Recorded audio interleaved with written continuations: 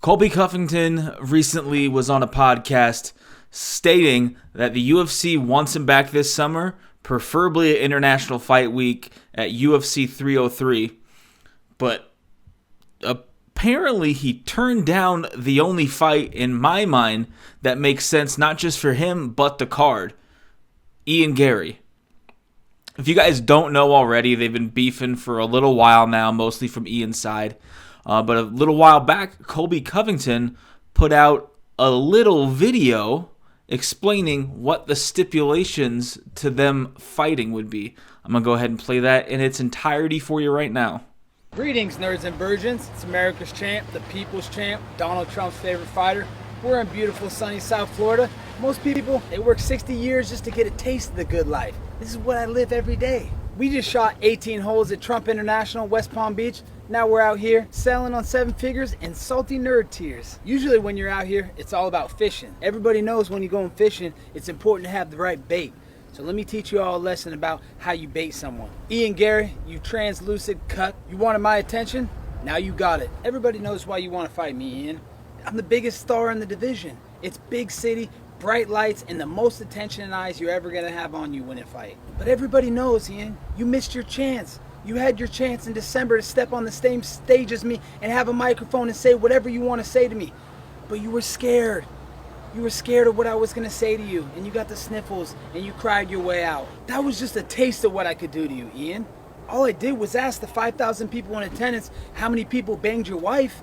It's not my fault every single one of them rose their hand. If you're scared of that, Ian, if you're scared of words, what do you think it's going to be like when you step in a steel cage with chaos? You just went life and death with a guy that does this part-time and is a busboy Outback. Dude serves bloomin' onions for a living, and you went to a split decision with that guy?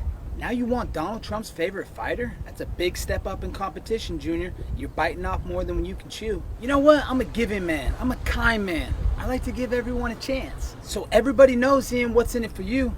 But what's in it for me? Tell me, why do I gotta go down in the rankings to fight some Casper the Ghost looking Irish kid who has a gold digging wife? Let me teach you the art of the deal, Ian. Let's come to a compromise. If you can meet these 3 stipulations, we gotta fight. Stipulation number 1, you and that gold digging whore gotta turn your Instagram comments back on.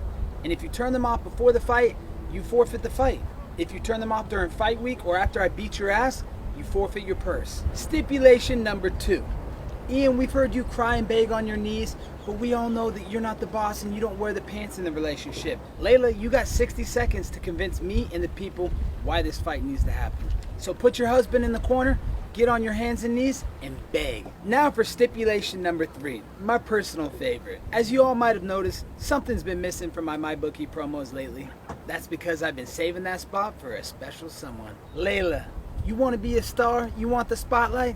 I got it for you, sweetie. You want your 15 seconds of fame, Layla? I'll give you your 15 seconds of fame right here for America's Pick of the Week. After I beat your husband, because that's a foregone conclusion, I will beat him. He's going to sit in the corner just like he does with all that cuck stuff you guys do, and he's going to watch while you get your 15 seconds of fame. Ball's in your court now, cuck boy. I'll have my lawyers draft up the papers. You got 24 hours to respond. We'll see if you're about that life. All right. A couple things about that. His stipulations. So before I get going with this, when this first came out, it just seemed like this is funny. This is just Colby being Colby. Obviously, he doesn't want to fight Ian Garry. Blah blah blah blah blah blah blah. Maybe he's just trying to build the fight up. But he came out on the same podcast saying that he was offered Ian Garry and turned him down. He's serious about these stipulations. Turning on it, Instagram comments. Having his wife beg, a 60-second video having his wife beg for those two to fight, telling his wife to be in one of his Instagram videos if he loses, this and that and the other thing. And listen, for me, we all bagged a little bit on Ian Garry. I'm not excluded from this. I did a little bit. But at the end of the day, his living situation, his wife and his child, is none of our damn business.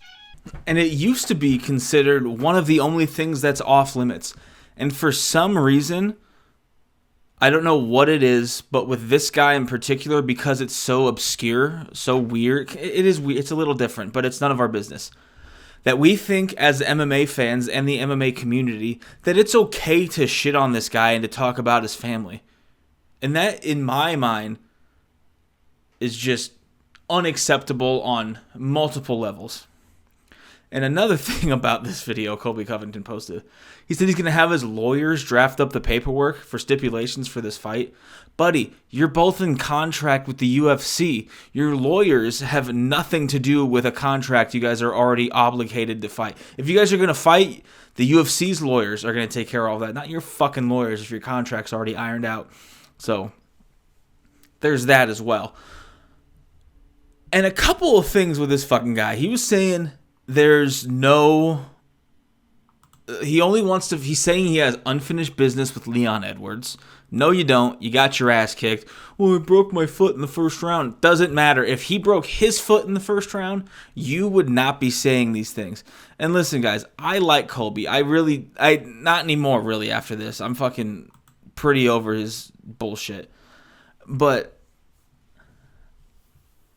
buddy, you fought once a year since 2020. He has one fight in 2020, one fight in 2021, one fight in 2022, and one fight in 2023. And you think after losing, you beat Jorge Masvidal, and then you get a title shot against Leon Edwards. Now you want to have one more fight and be back to the title, dude. You go to the back of the fucking line. You go fight Ian Gary, big guy. Go fight Ian Gary.